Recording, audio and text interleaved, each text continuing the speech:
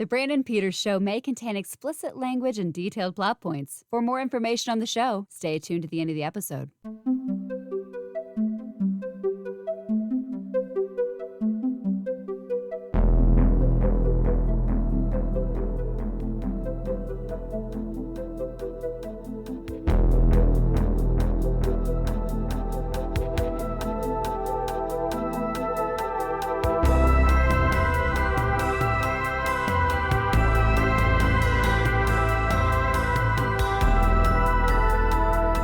And now, here's Brandon.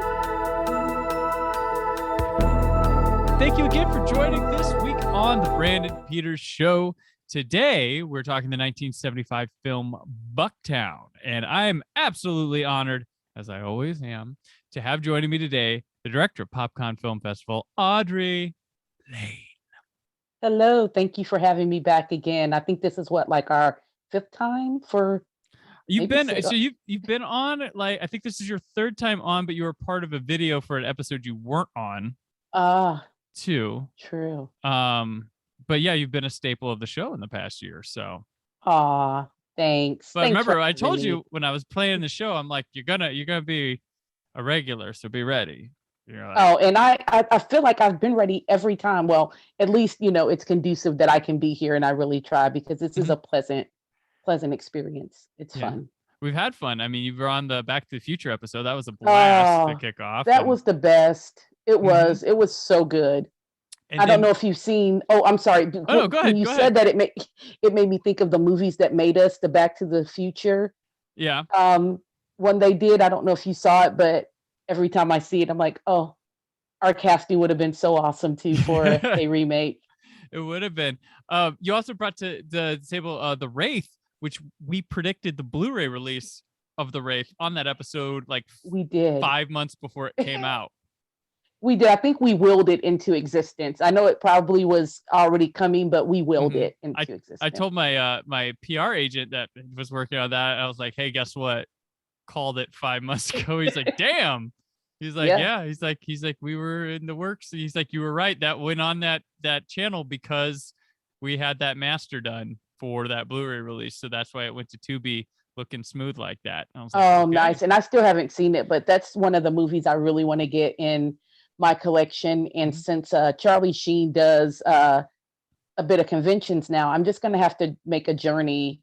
I haven't caught him in the Midwest yet, but I would love to have like a poster of The Wraith and signed, because that's my movie. Yeah. He used to stop by Indiana quite a bit because he was dating a porn star that was originally from here. Oh, is that right? Well, I guess I missed the boat on that. Yeah, I do know that because she's from my hometown apparently, and he would. Okay. Her family still lived there, so they'd come visit them. Her and Charlie. Come disappear into the Midwest where you won't get hassled by paparazzi all the time. True. Oh, look, hey y'all, you're good in that Hot Shots movie. That's what we talk like here when we see celebrities. It's funny. I see people do it sometimes, and it's just like, oh, whatever. It's just like, oh, people in the Midwest are so nice. Mm-hmm. You remember when you were in The Chase? Yes, I do. I was in The Chase. Oh, The Arrival was good too. Some of his movies are so, like, I was in the groceries. No, where was I? I think maybe looking at Halloween decorations at Menards, and something about the jointed legs on this werewolf reminded me of the aliens on The Arrival. And then I just kind of chuckled to myself. I'm like, that was a good movie.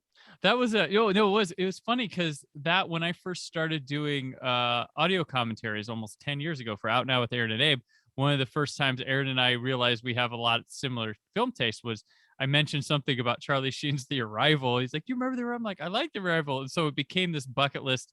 If we ever had a random month that nothing was going to tie in to any film coming out, we'd do The Arrival. And we finally, after like a few years, we got to The Arrival. That was a cool fun one to do a commentary on. But it's a really cool movie. I liked it. I believe like Roger Ebert, Siskel and Ebert, they were really big on The Arrival. They went on like Oprah for like the big summer movie thing, and to tell people this. So they're like, the one you really need to see is The Arrival. I remember that, and I was like, what? The Arrival? Like it was like the most left field choice of theirs, and they were right. Well, and very it was good. kind of it wasn't a super high budget, film. It wasn't a blockbuster. So for them, even at that time, to kind of take a step back and, look at and I don't even know who released it. I don't know if it was like Lionsgate or some smaller, Mhm. company at the time. But yeah, it was kind of like unheard of that they did that because it was not a blockbuster in terms of, funds. So Yeah, yeah, it was good stuff.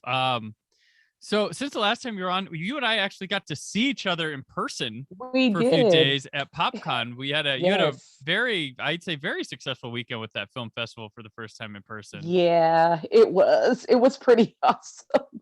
It was better than I think we could have imagined or have expected because when you're in person, little snafus. Now we had, some timing issues, but I'm telling you, just the support, the filmmakers, the number of filmmakers. We over the weekend we had 51 filmmakers over that, weekend period, which is pretty gnarly. Mm-hmm.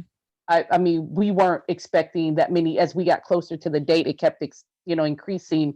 And then we had 4 show up that we weren't even expecting. Right. So it was pretty awesome. And you had a really good weekend yourself. I did.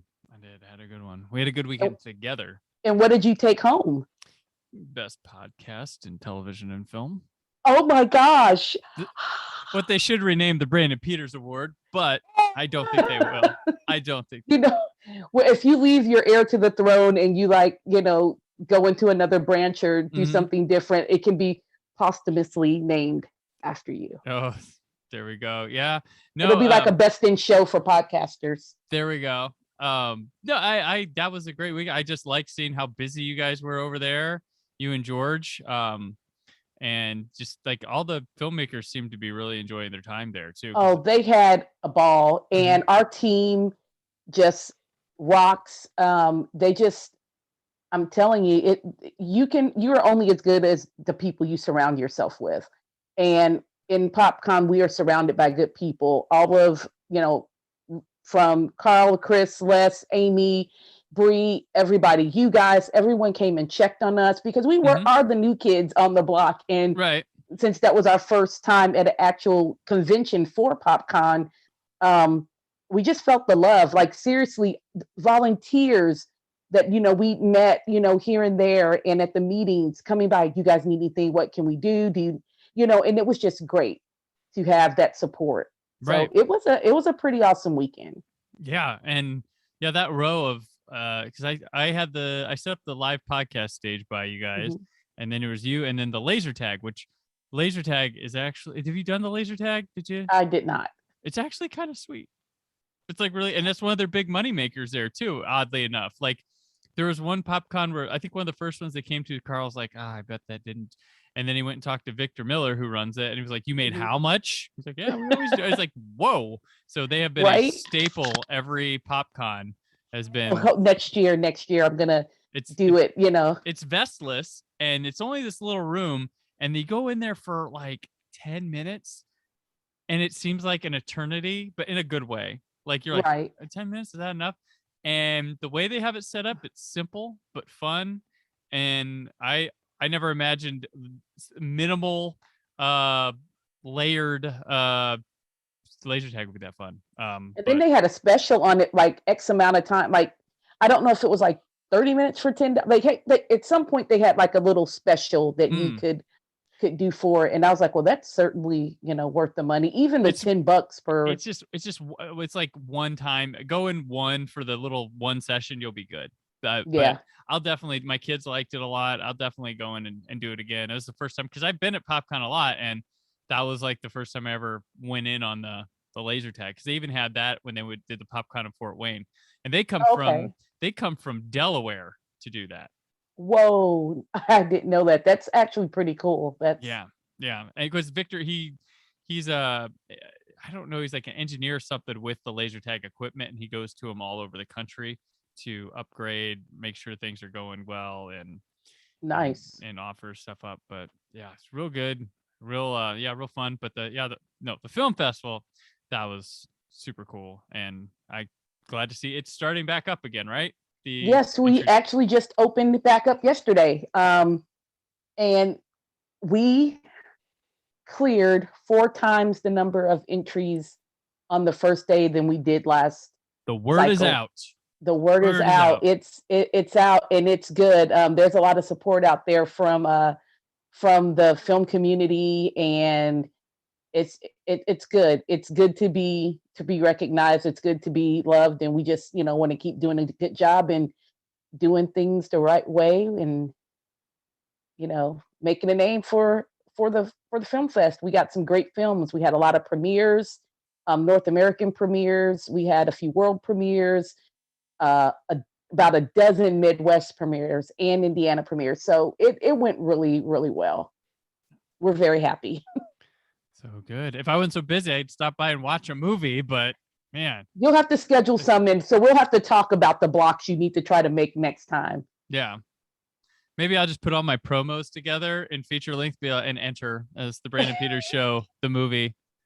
Like, there you go. This goes all over the place, and you have the director in here. Was that you trying to get in here? Do a complete blooper reel of all of your interviews, and that. Oh, there you go. Gosh. Oh yeah, hours and hours and hours and hours. I did just bleep my face out, and you can do my voice. People will probably know it's me, but just bleep my face out. There you go. There we go. Yeah. Oh, so much fun. So much fun. I look forward to that again, and I always look forward to PopCon. It'll be here before we know it. So. And we'll be stressed out, and yeah. Yep. It was a great time though. It was a great weekend after Friday morning. So awesome.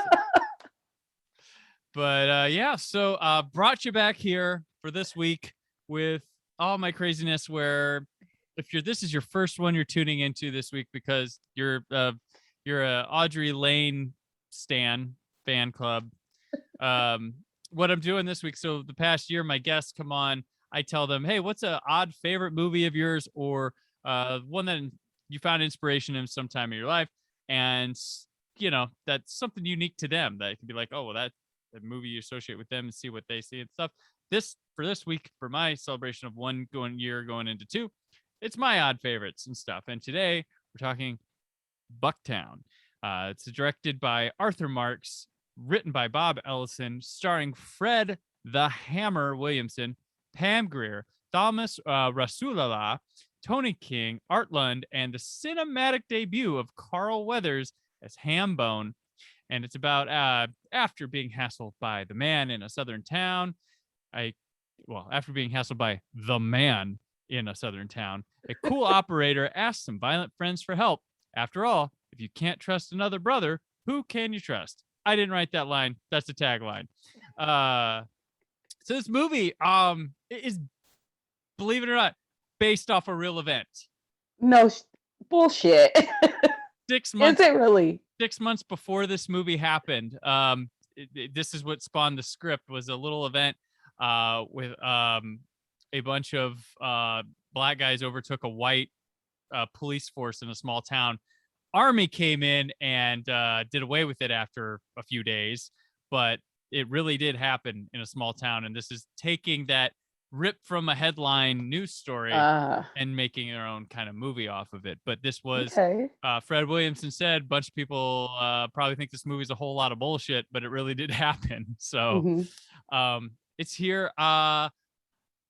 I discovered this movie, so I'm really into this 70s grindhouse era stuff with like the black exploitation films and stuff. I grew up watching these, I didn't know they were called that or anything. I just liked these little action movies and stuff. Right. And I didn't hear or know of this one till I was living in Los Angeles in mid to late 2000s. And I don't know how I came across it, but I'm like, hold up.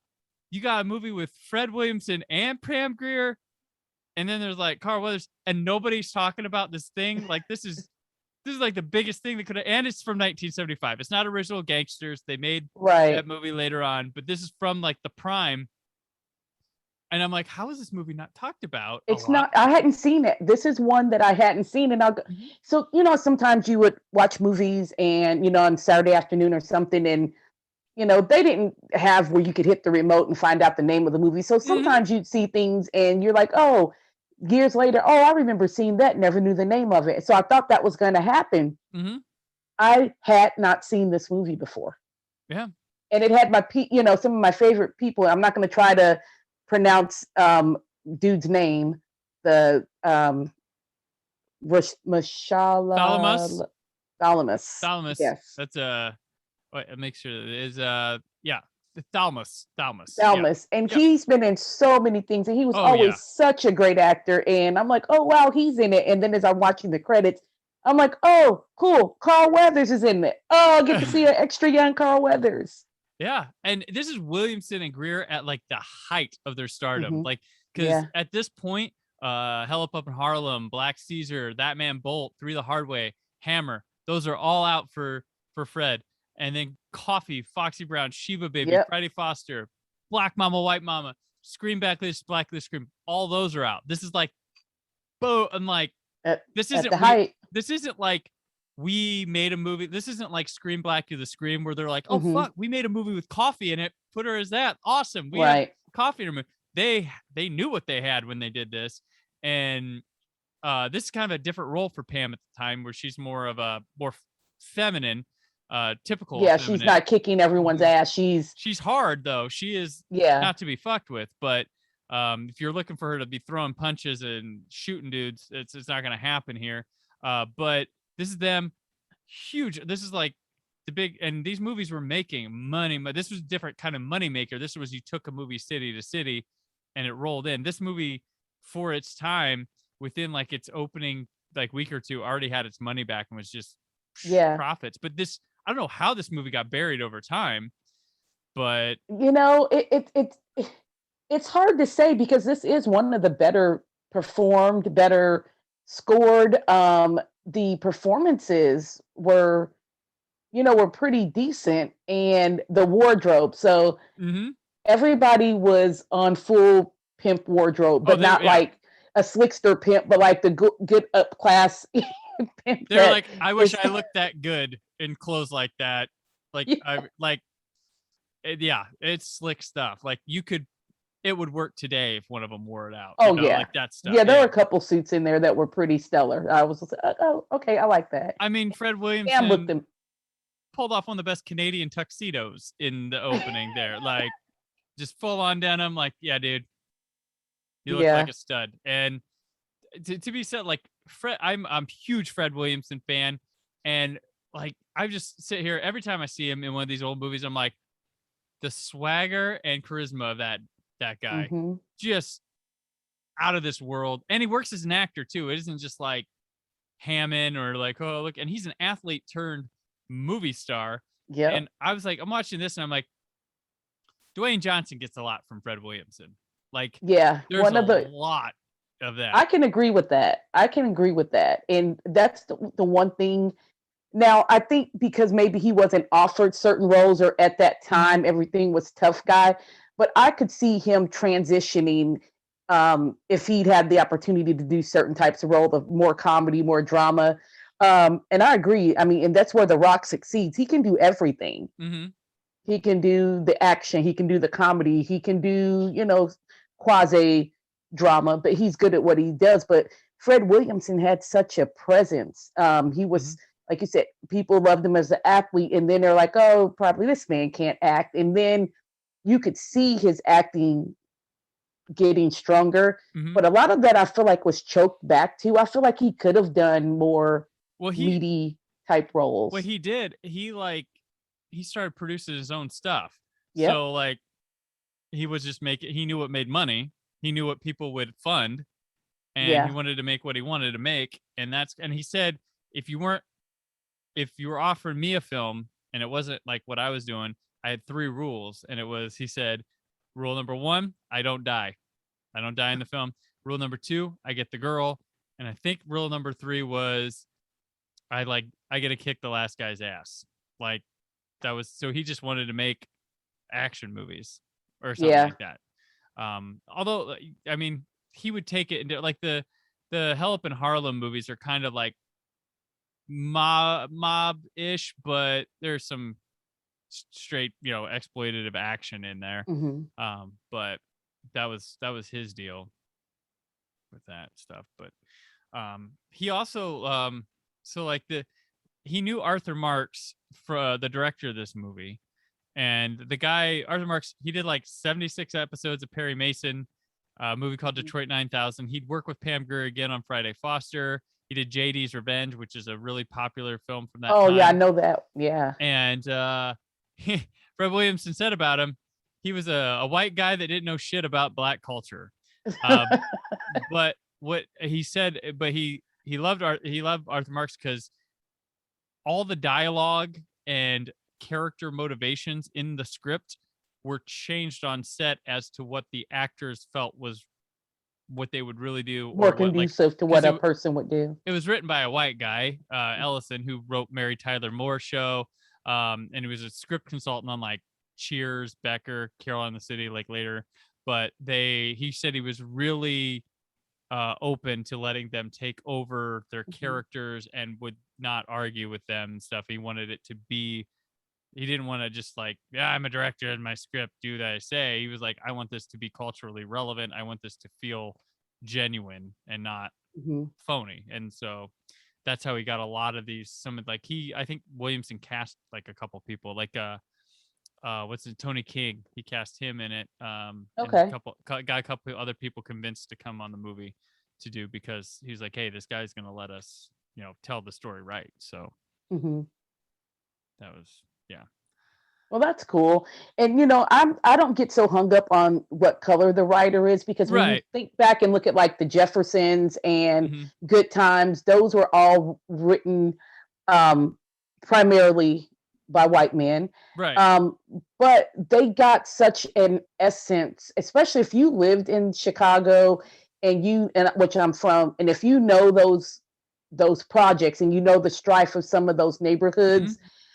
Just like one particular episode when they go down to the grocery store and all the meat is bad and everything, and it's just like this whole fiasco. They get the meat home, it's spoiled, so they cook it and take it back to the store and want the man to eat it, and he's like, oh no, like he's not going to eat the meat. Right. And it was just like, I remember hearing that type of shit when I was younger, about how bad some of the neighborhood grocery stores were, because they were sending just not really good meat. And some people that didn't go to the meat market, they would go to the corner grocery stores or whatever that already had the prices jacked up and had horrible, not even just produce, but meat in a whole. So I just kind of got a kick out of that, because I was like, now, did they know this? Did someone consult them about this? So it's always made me wonder, when they got things so right, sometimes it's like, and then some people grew up in very mixed neighborhoods or on the poor end. So I guess they could, relate, and depends on who you know and how you get that across. But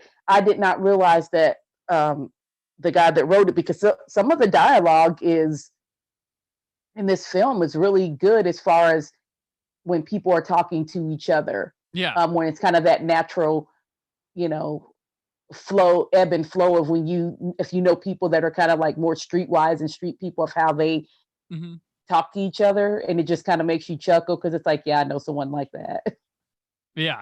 No, it's really, really good stuff between all of them, even when it's friendly, or when it's like devious, or like the conflict conversations are really good, and you really get a genuine sense of like familiarity with him and Thalamus, and then like Pam Grier entering the situation. Just people like really were. I mean, you get your goofy ass, like that Harley guy, the big guy.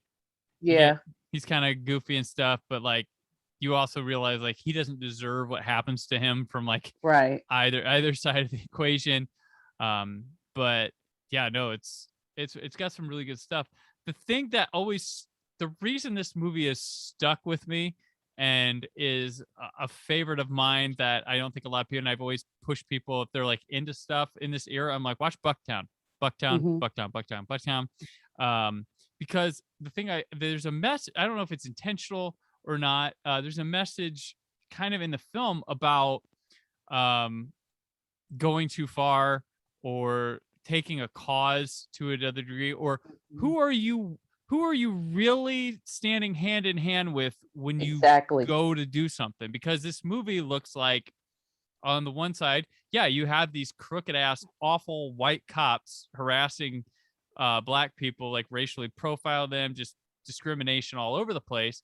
He calls his buddies in, to help overthrow them, and they do. They viciously hunt these guys down and murder these cops. Well, that's what was so weird is how did it, like 40 minutes in, I'm like, wait, how is there like an hour left in this movie already when all this shit is happening right now? I'm like, okay, where's this going? That's typically where your movie ends. It's like, we did it, but then it stops, it keeps going, and you're like, what's going on? And he's just invited people just as awful in, but he's like, hey, we're brothers, right? We always, just because, you believe in one thing together doesn't mean you believe in all. And these guys, if you look at them, they had one joint cause, but then like 20 different ideas on everything else. Like one joint cause, but with underlying ambitions.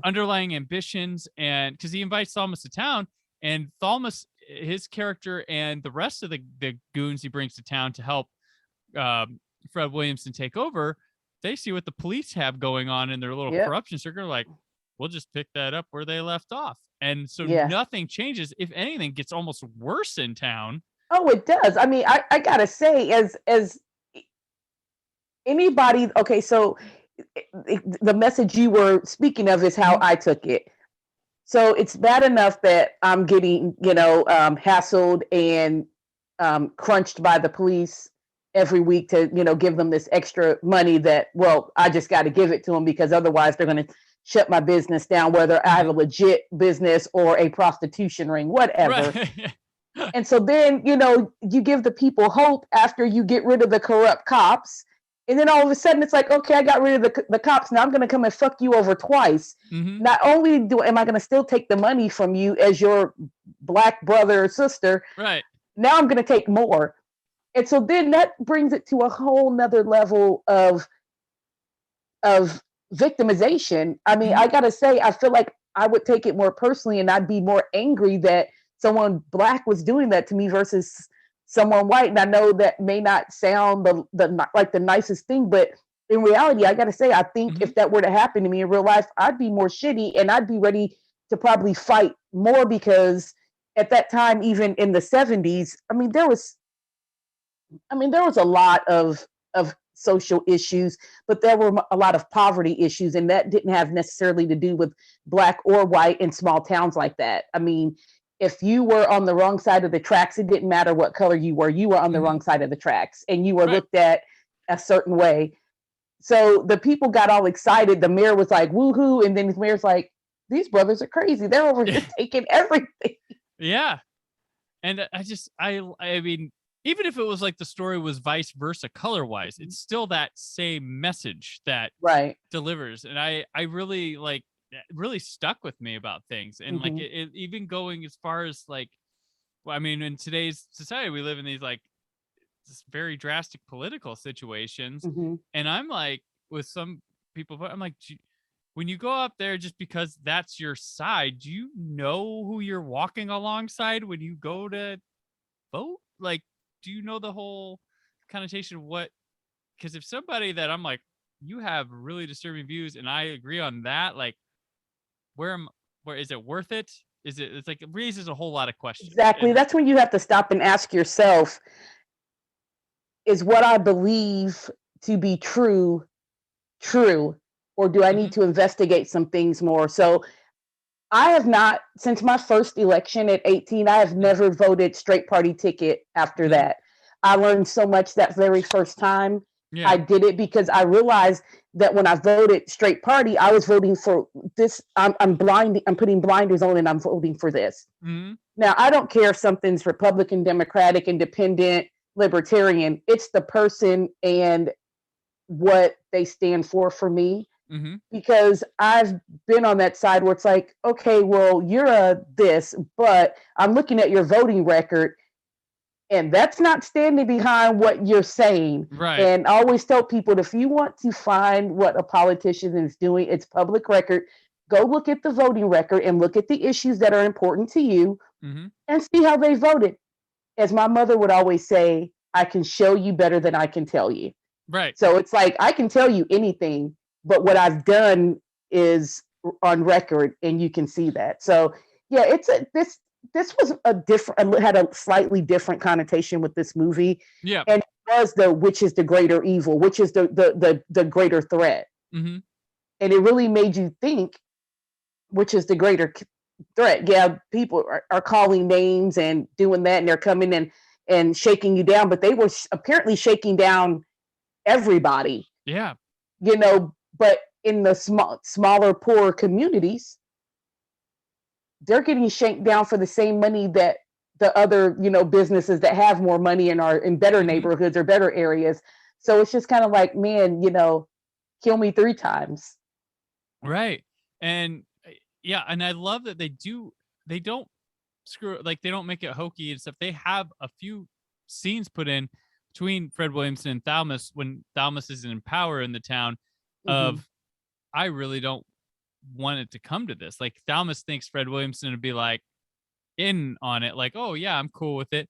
And Fred Williamson's like, I can't believe you're doing this, and your goons need to fucking stop. Like, it really has to take it as to far extremes for both men to finally go ahead. Like you can tell they don't want it to come to blows with each other at all. And they really make it believable. These guys had a camaraderie of of deep connotations at some point, but and Fred Williamson had been a guy to have done it. It seems like they'd done this before in some kind of way, but they all just did it and was over.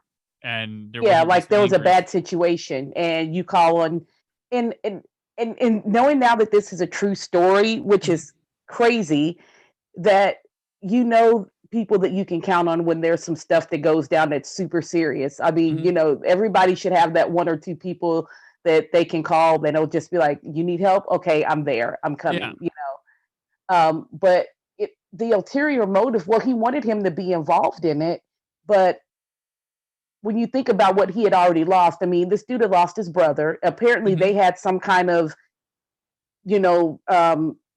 dysfunction in their relationship because they hadn't talked in so long. Right. And it could be because they were going down 2 different paths. And sometimes, especially with family, you can't meet in the middle because you can't get past what the other is doing. So I think, and maybe like you said, that they'd done something similar to this, or I kind of got the feeling that they were maybe not in the service together, but it's something like that. Their relationship came from something else that was kind of traumatic, maybe. Yeah. It's just, it's something there. And yeah, Williamson's I thought the funny thing was like, in order to get your inheritance, you have to be here for 60 days. And normally that's how like a romantic comedy sets up or something. Is like his brother, he's going to inherit, his brother has a club and some property or something. And in order to inherit it, he has to like be present in that town for 60 days or something. I have heard similar things, and there has been things like that even here, but I don't think it's 60 days. And just being in healthcare, like in people that had family that lived outside the state did have to do something for X amount of days. I don't know if they had to live here, they had to they had to do, like, there's some things like when it comes to property and inheritances, you have to jump through hoops for sometimes. It's not all cut and dry, especially depending on the type of will that it is also that's been left. There's some like executor things. They have to go this X amount of days and make sure like all debts are cleared and all that before it can be turned over. You just can't say, oh, you inherited this and then you get it. Yeah. Which can kind of be a pain. Who the hell has time to take off work and go and live somewhere for, it was 60 days, right? Or was it 30? Yeah, like 2 months. I gotta be, I'm in Kansas City. How much vacation time do I have left? Yeah, I'm gonna get this bar. The club. Club Alabama. Yeah, Club Alabama, which is like, it's not what I expect when I see a club. It's like a bar with some booths, and it looks like people eat there. It was a set, I'm sure.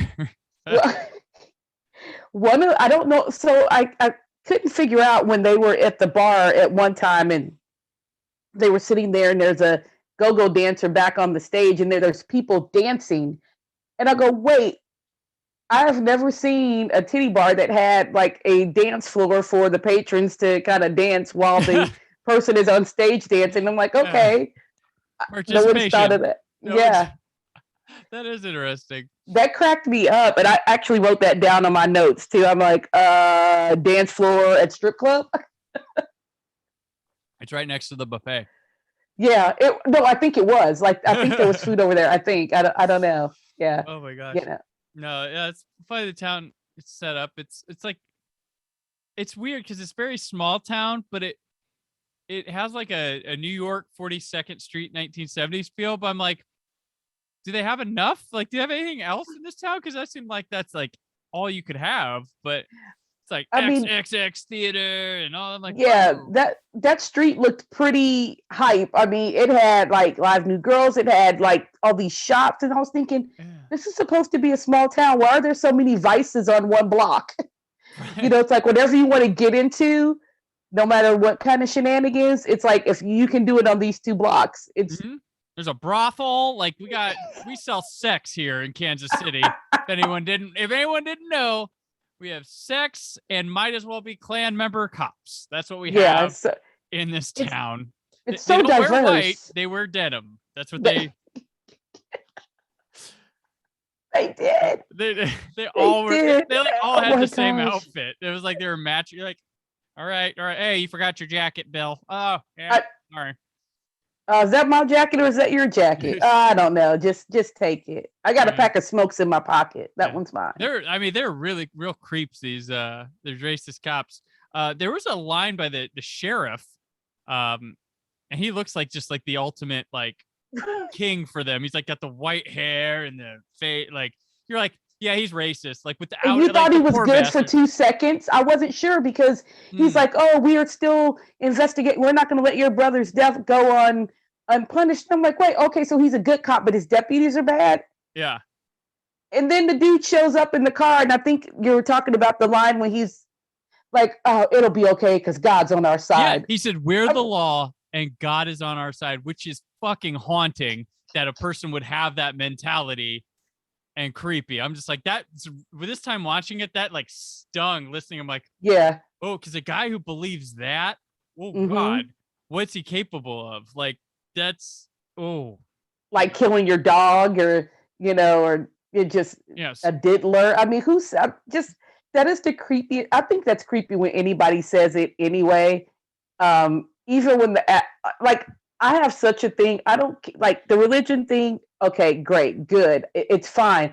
What I have a problem with is every time an athlete or someone does something good, they're just like, I'm like, so whatever deity you pray to or believe in, they have nothing better to do than to make sure you win this game. What about the other guys praying on the other team? Is he like, that's why I love like Aaron Rodgers one time. Like, because I think was it Russell Westbrook, the quarterback for the Seahawks, I believe. He's like, oh, the game like God was on our side tonight, and then like the Packers beat the Seahawks, and he said in his press conference, looks like God was a Packers fan tonight. Oh, I think I remember that. And people were like, oh, I'm like, I mean, come on, how like it was funny, and he was right apparently. If that's the hypocrisy of the athlete, they all like. God with me. I'm like, so he went with him, and little Johnny broke his leg tonight. Like, like they're sponsoring like a cancer kit or something for this. If we win, we give all this money to the cancer unit, and then if you don't win, then the other team's God was on our side. He was like, fuck those kids. I'm like, it's absurd. Well, it's absurd. I could save these people that are dying in this earthquake, but. You know what? Seahawks are on tonight. I'd like to see them win. It's like fuck them. Like what kind of like, and like the George Carlin thing. We're like, oh, love him. God is, if you defy him, he's got these 10 rules, and he's scary, and if you don't, you'll go to hell and you'll burn there. But he loves you. But he loves you no matter what. And he wants your money. Like that whole bit that he did. Oh, so great. I miss the late great George Carlin. I know the year before he died, we were supposed to see him downtown and we didn't go, and then he died, and I was so upset. Like I think that's one of the ones I cried on. I think he was just brilliant, and I think that when people look at folks of a certain age and they're like, oh, well, they're white, they got to be racist and this and that.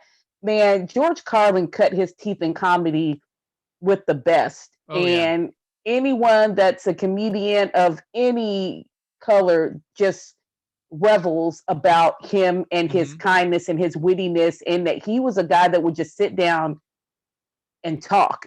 That's the thing. Talk about anything. That's where I think that Chappelle has that now, where it's like, I don't even care if he tells jokes, just talk. Yeah. like you are saying some really cool shit and really like look at ourselves, like self-reflective, pointing out like anybody from any side could get so much out of either of them. Like George Carlin just became all of a sudden just talk. And it's funny to hear. It's funny to reflect. And it's like insightful. Like, oh my gosh. Bucktown's the movie we're talking about today. I know, sorry, we're just delving. But that's what, well, and I think because George was so big, he was so, oh my gosh, his stand-up, and it's not even saying the evolution, but he was doing comedies in the 70s when all of this stuff was going on. And he was talking about these very same things we're talking about in his act in the 70s. Yeah. So it's really kind of great, and it comes kind of that full circle of, I could see him breaking down this movie and I'd sit there and listen to it for 2 hours, you know, for sure. Just because, I mean, he could hit on everything and just poke, and, you know, it's one of those movies there's so much going on. You've got the action, I mean, and which is good, because I love seeing real-ish fights, you know. It was fake, but it was real, you know what I mean? So when they start fighting at the end, and he rips the back of that jacket, and by the end of the fight, it's just flappy like a cape, but it never comes undone all the way. Yeah. That was just this is like an 8-minute like hand-to-hand combat scene that ends it between Fred Williamson and Thalmus, and it is like exhilarating. Like you're exhausted like them by the end of it because you're taking the punches. This movie had no stuntmen, I believe. They had to do this themselves. Oh wow! And that was one of the way they saved costs on the movie. And Fred Williams was like, he's like, you got to be careful. Like actors don't count right like stuntmen do. Actors will hit another person on accident like other. But him and Thomas, like they enjoyed just beating the hell out of each other through the end of that. And it's a big, because at the end of the movie, for some reason, like, so the cops take over the town. Fred Williams decides he's gonna take it back by himself. He goes to some military facility and steals this like tank machine that I don't know why, because he just drives it into a wall and that's it. He ends up shooting the people. Maybe I know. Surprise! Well, he hit the one car and blew it up. Oh yeah, he blew that thing up. I mean, he hit the back end, and I was like, was that supposed to happen? Like when I was watching, I'm thinking, was this like a happy accident? Was it supposed to do that? Right. He hit the gas tank. Just oh gosh. And and he goes in, he crashes in a wall, and then he ditches it. And he goes and he shoots. He gets Carl Weathers like French Connection style going up the stairs. Yes, he did. And they meet in the hall. They like put their guns down and they fight, and he doesn't kill him. He stops and they realize they won. They got the town back. And I guess the town's decision is no police officers. Something's got to give. I mean, it's just like if we got to have like super racist cops. And here's the thing: what kind of made me bad about that is there was one cop that he never really said anything racist. But they didn't focus on enough, because I don't care how small of a town, every damn cop isn't racist. Every whatever. So I'm like, really? But then sometimes when you fall into that mob mentality also of, if there's 8 guys on the force and 6 of them are racist assholes, you're kind of like, well, I don't necessarily want to do what they do, but I got to kind of sit here and be present for this shit. And it's kind of very disheartening, I'm sure. But they didn't really show them saying anything. He's kind of the dope that comes in when he goes, how much is it for a permit or whatever? He goes, oh, well, I think it's about $450. And he said that because the other guy had said it was 450, but it didn't seem like he did it maliciously. Right. He was just like, oh, I'm pretty sure I heard, from Joe Bob over there, it was 450. And it's like, it wasn't malicious. And he was just kind of like, yeah. It's a weird dynamic. Especially then, I guess they only wanted to call people out of their names when they were collecting the money because they were hanging out with the black people at the whorehouse, at the place playing cards. I'm like, what the hell? Yeah. I'm like, are you do you pick and choose? Well, there's also, they got to a point where they're like, that town might have been so corrupted by that was just the way of life and they were used to it. And they're like, fine, here's $5. That's what we do. I don't know how no one plotted their demise, like sooner. Right. You got to have safety in numbers. And I was like, there's 8 of you cops. I'm not saying I'm going to go kill a cop because I got much respect for that. But I think if at that time period, if I had been involved in that time period in a town like that it was run to where you couldn't even breathe, it seems. Mm-hmm. And every time you turn around, somebody's shanking. And it seemed like at one point at the beginning, they weren't just getting businesses. They were just shaking down people, period. Right, yeah, there was this one guy just standing out of a building. I got shook down by both sides. Like, all right. I'm like, I wouldn't want to live there. That sounds horrific. Yeah.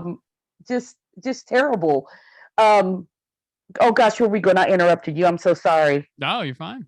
We can talk about Pam Grier and how amazing she looked. And nobody commands a screen like freaking Pam Grier. Like, she's one of my favorite actors of all time. She's the first female action star ever. And just watching her dramatic chops, watching her just own up with Fred Williamson, and just really just not taking shit in any way. But she is kind of at the beginning. She's like, don't fuck with this. I don't want to die. Like, I think that's her thing. Like, I don't want my life to suck. And everybody loses who challenges these guys. So I think that's kind of her motif. But apparently she grew up on the street with like Fred Williamson. Like, she was like the neighbor's daughter or something. And I know they go back a little bit. So she was very sister-like to him, and he said it was the most awkward thing having to do love scenes. Like, he did I bet. He did not feel comfortable with that. But he said growing up, like, he would be like protective of her. Like, he'd have people over play basketball. She'd go walking by, guys be like, hey, he'd be like, nope, off limits. Yep. So. Because can you imagine being that beautiful and just people just constantly harassing you at every turn? It had to get old real quick, but I bet she probably was kicking ass then too. I remind my daughter every year, I'm like, you realize you were born on the same day as Pam Grier, right? Oh, very nice. It's like you got her DNA in you. I'm like, you better relish in that. You have one of the coolest celebrity share birthdays ever. Like, not happen that. Like, nobody. And it was so great to meet her. She was a gem. Just like quick side note. So when she came to Horror Hound, I was waiting in line to meet her because I'm working all weekend.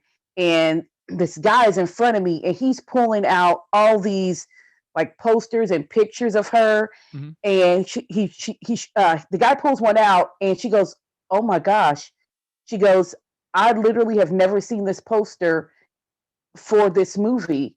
And it was something rare. And I can't remember what it was. So I think it may have been a movie that was foreign made, but we released it here like any other movie. Okay. And it was like this poster. And she goes, oh my gosh. She's like, I only saw one of these ever, but it was when the movie was first done. Right. And so she signed it. He had a bunch of stuff for her to sign.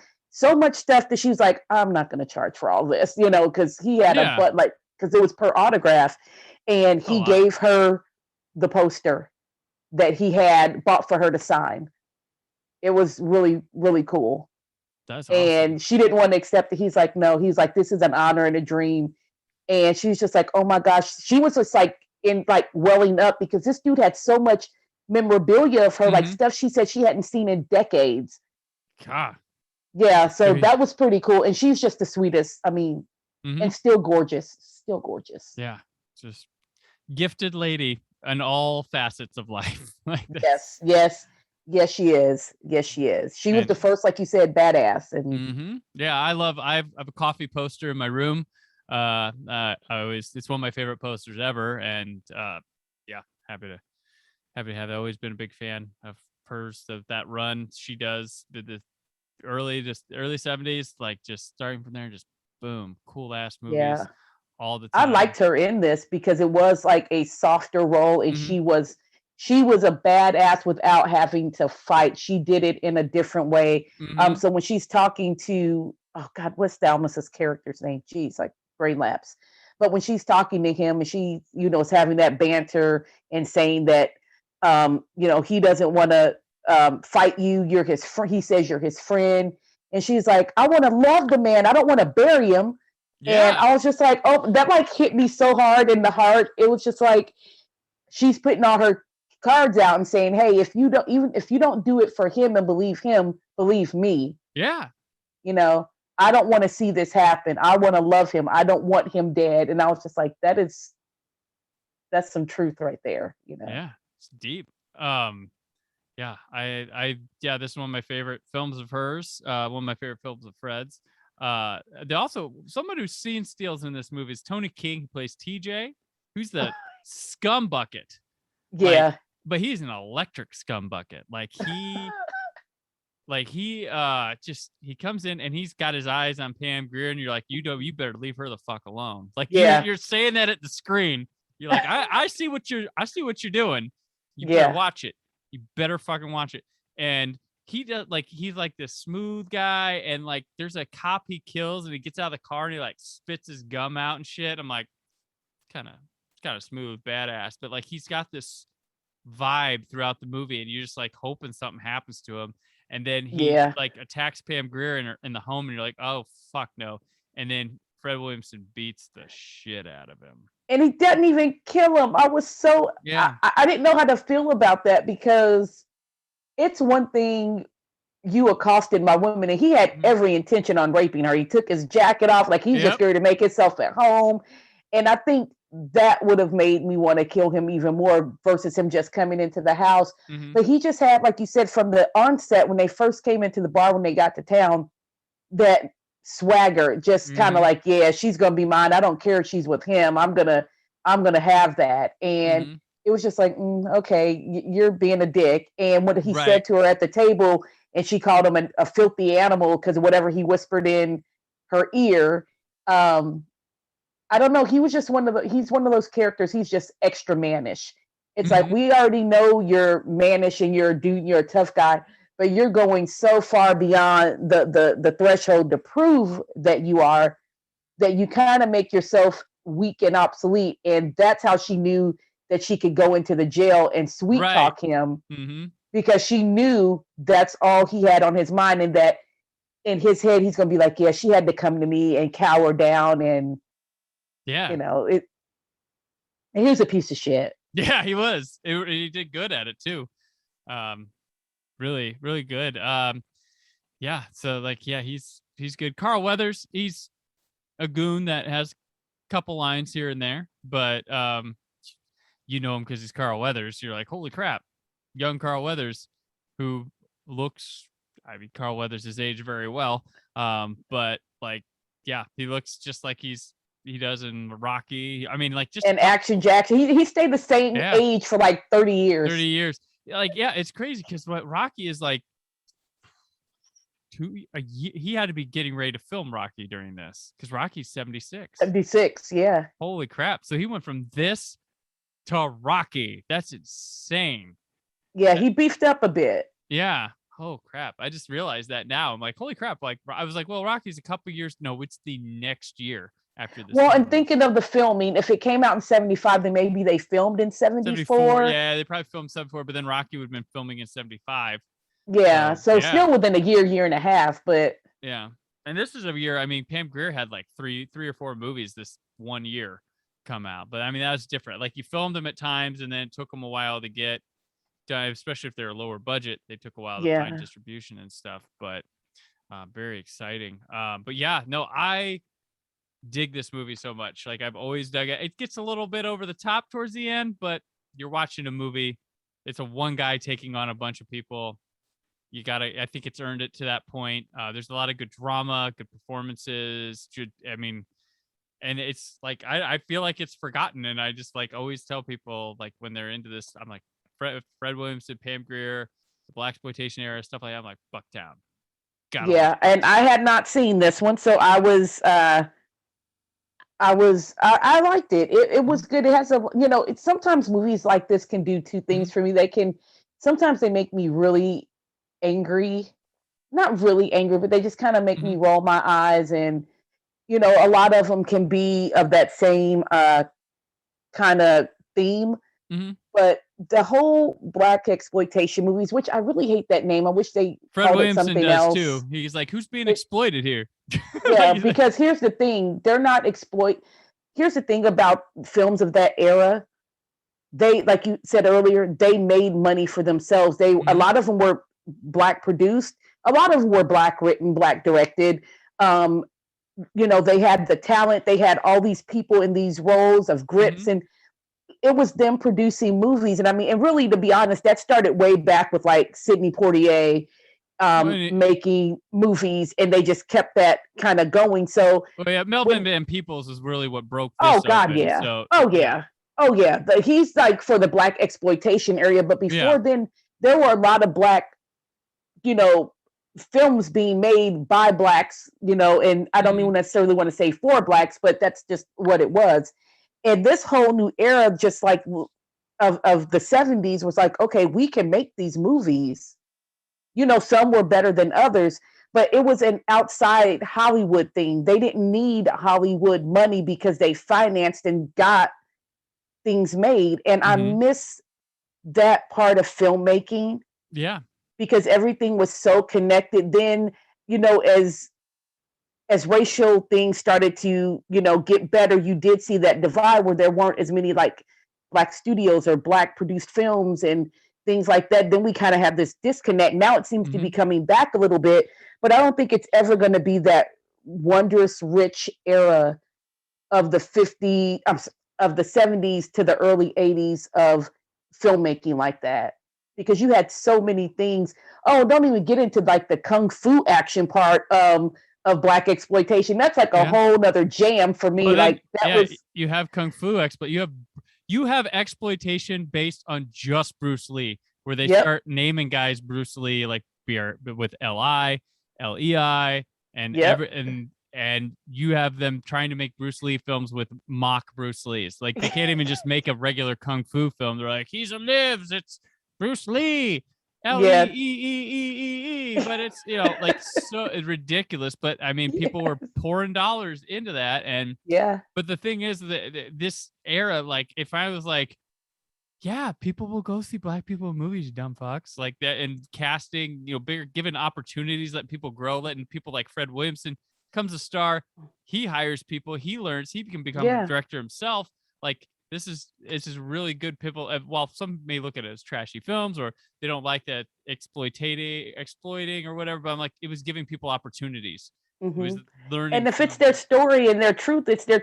Some people have those experiences. Like my experience growing up in Indiana, primarily, even though I'm from Chicago, I grew up mostly here. I'm a Hoosier. My experience growing up is totally different than someone that grew up on the West Coast. Yeah. The Deep South or the East Coast. It's totally different. Like I get called city girl, by George. And he's right, because I didn't like the country. I didn't like outdoors. I liked outdoors, but I didn't like to do certain things, like camping and stuff like that. Now I love camping. I love quiet. I want to live in the country where it's quiet and I have open space. But the experiences are different. So it can't be necessarily black exploitation, because when you grow up in a certain place and that's the way of life and you see it, even if that's not your particular way of life, you live in that arena, you live in that area and you see the things that are happening. So they're not exploiting it. It's showing it. It's not exploiting. Exploiting is something that you do that's dirty and underhanded. No, it's saying, hey, no matter what you think you know about certain areas of certain types of people, in this town called Bucktown, which is very similar to a lot of small towns, you have certain issues, and again, it's not always a race thing. I personally think it comes more down to an economic thing. Mm-hmm. They're, like I said, the wrong side of the tracks. It's like, okay, well, you're okay if you're a minority and you live over here because you're a better class of people, and then you're okay. But if you come from this side, well, we really don't give a shit what color you are. You're on the wrong side of the tracks, and Right. you're not supposed to be over here with us good, decent people. You're supposed to be over there, stay in your slums and stuff like that. So it's so I liked that when you saw, even though outside the cops you didn't really and the people that were running with the money, you didn't really see any other white characters. You saw them on the streets, and they looked just as in despair as everyone else Mm-hmm. in the area. And it's just like, oh, okay. It's like we're all just kind of hanging out trying to do whatever. Do it, oh, whatever. Yeah. I get you. No, this is great. And yeah, this movie, yeah, I like I said before, like this movie has an idea inside of it of that sort of thing of like not always just going the tribal route, like what comes with the tribal route, and it's not always that clear. And be careful who you're aligning with for a hard thing, because guess what? That nobody agrees on everything. Nobody. Well, and like he said in the movie, it's all about the color. It's all about the G, the color of the green. Some people will do anything for money. Some people will punch a baby in the face for money. Some people will, you see like all these people that are trying to do like a murder for hire things. It's like, you dumbass. It's like people will do so much for money, and that's when the trust comes in, because if someone could sell you out easily, and some do, that's scarier than any kind of enemy that you can't see. The ones that are right there by you can be the scariest people that you have in your circle, and it's because you don't know that they would go to those extremes. Yeah. I mean, I live in Los Angeles. I knew people that were good friends of mine that had it been offered to them to stab me for an audition for a Martin Scorsese film, I'd probably need some stitches. Yeah. If I survived it. But just for an audition. I'm not talking gets the part. Right. It's just cutthroat. People are. Yeah. And that's how people. They're very unpredictable. People are very unpredictable. And that's what was a good lesson in this. You predicted your friend was going to come and help you and take his ass home. Yep. But he didn't, because he, like you said, he saw the good setup that the cops had. And I know what he was thinking. Well, if they could do it, why can't we? Yeah. Which is a whole nother level of assholeness, because it's like the same people that you came to rescue, which are mainly, it was the black people being oppressed by the cops, even though they were oppressing everybody. So they're like, oh, well, we got the white people out of the way, so how about we just go do it? There's something really messed up in that mentality. So it's one of those things where it showed it, but it wasn't too preachy about it. It kind of let you make up your own mind about what you felt and what you thought about it. It presented the information, and you can do with it what you will. Right. And I like that about a lot of the movies of that era, because I gotta say, even they glorified like Superfly. They almost had you feeling sympathetic for the pimp. It's like, this is wrong. I don't want to feel bad for him. He's an asshole. He's a pusher man. Though I will never understand the whole pimp whore dynamic. That just. Yep. You should watch. If you would have learned more, like see more of that. Have you seen At Zola yet? No, I haven't, but I have it on my watch list. I have it. Yeah. It fucking rules. Okay, then I'm gonna have to definitely watch that. Did you like the movie Spring Breakers? I don't think I saw Spring Breakers. It's in that vibe. It's not the same, but like I started it, but I don't think I finished that. I'm telling people if they kind of like that, they like Zola, but Zola is rules. Like it is fresh filmmaking, just wacky, funny, thrilling, like just bonkers. Like it's I thoroughly I enjoyed it. trust you. And I trust you. it gets in and out of there in like 85 minutes. And I swear to you, I was like, okay, now I feel like we've got this set up. We've got 20 minutes left. This movie, I was like, this movie flew. Like I was so Dang. into it. I Zola, it's if I had to make an end of the year list, Is it going to be on there? It's in there on top 10 for right now. Like I thought I was that taken with Zola. So Ooh, maybe that's our next show we do together. oh, I will talk about Zola a lot. So Okay. that's when I yeah, Or do a top 10, like do something at the end and we can compare our compare lists. Oh yeah, Zola. So yeah, so check out Bucktown. That's the movie we talked about today.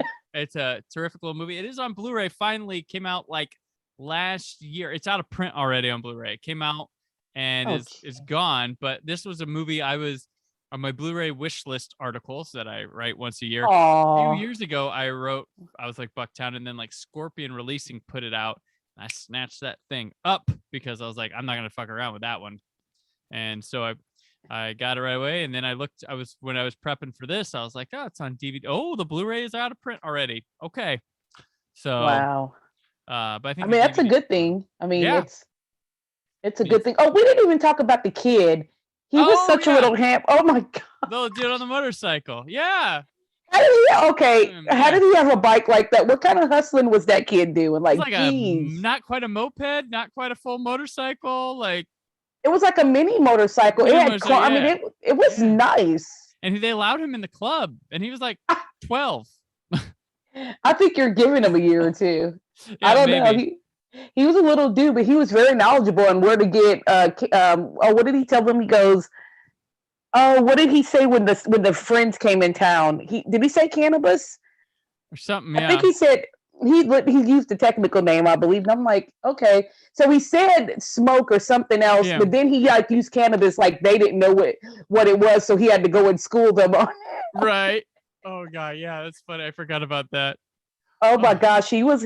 I really enjoyed his antics. He was funny, but I'm like, oh my gosh, that would have been me as a kid, just into everything, knowing everything, know all the good dirt and gossip. So I really don't know what he did, because he said he wasn't a pimp. He was what did he say he was? I can't remember. Because Fred Williams goes, "What are you, a pimp?" He's like, "I'm not a pimp. I'm a something." I can't remember what he said, but I was like, okay. I can't remember. He's like the little master of everything. He knows all the dirt in town. Right. He's got to be a prototype. Like, I can't think of any other young kids stuck in adult action movies like this before him. Like, so he might be a prototype of a certain type that got used throughout when having like a kid with like a Schwarzenegger, or a kid with like a Stallone or something later on. Yep, always. I didn't think about that. Jeez, you're right. He might be a prototype for that. So listeners, if you find something before that signifies, that's fine too. But I'm trying to think of like times where like oh my gosh, I'm gonna get off here and just like rack my brain and think about who's the. You go ahead. You got to gear up for antics tomorrow. Yes, I got to gear up for antics. But before I do that, I'm gonna wrap this up. Audery, awesome to have you. Thank you for coming back again and again and again. Thank you for having me, and hopefully come back again and again. Absolutely. And again. I always come back. Yeah, we got to do a year in. We got to do a year in about something. We can narrow it down of topic wise. All right. I know you've probably seen. I usually take that week off, but maybe we'll do something. Something. Maybe I'll put something there. I did it last year. I took the end of the year week off, but let me think of a theme, and it doesn't have to that we could touch on. Okay, that'll be fun. I mean, it'd be easy to say Christmas movies and stuff, but I think I want a little more something hard and original like that no one thought of. We'll figure that out. If you want to hear that, let me know. Listeners, if you're looking forward to that, because you guys have told me you want Jessica Osman and I's commercial episodes to happen, so we'll get those going down the line. So Audery and Brandon's year-end something. We'll figure it out. But before that, before this ends, let people know what you got going on currently and where they can find you. Well, I am just being a humble film fest director right now, and we are taking submissions. I am really trying hard to get my podcasting and Horrify page back going, but I just really love dedicating the time to this. So you can find us at filmfest at popcon.us and horrify.com. Well, no, not horrify.com. I'm sorry. Horrify on Facebook, because I've been so bad with my website. I've been terrible. So that's where you can find me. And I'm all around, just everywhere. IG, I guess. There you go. All right. Well, and I'm on Twitter and Instagram at Brandon4KUHD, my written work at whysoblu.com. Back again tomorrow. This marathon of a week. So hope you're enjoying it. And until then, stay film positive. Thank you for listening. The Brandon Peters Show is a Creative Zombie Studios production. Produced by Brad Shoemaker and Brandon Peters. Written and edited by Brandon Peters. Announcer vocals by Jessica Alsman. Theme song by Metavari. Web design and show art by Brad Shoemaker with Brandon Peters. All music and clips featured in the episode are property of their respective studios, and no infringement is intended. Additional information on this and other episodes at BrandonPetersShow.com. For any inquiries, press opportunities, or sponsorship, contact mail at BrandonPetersShow.com. The show is available on Apple Music, Spotify, or anywhere podcasts are found.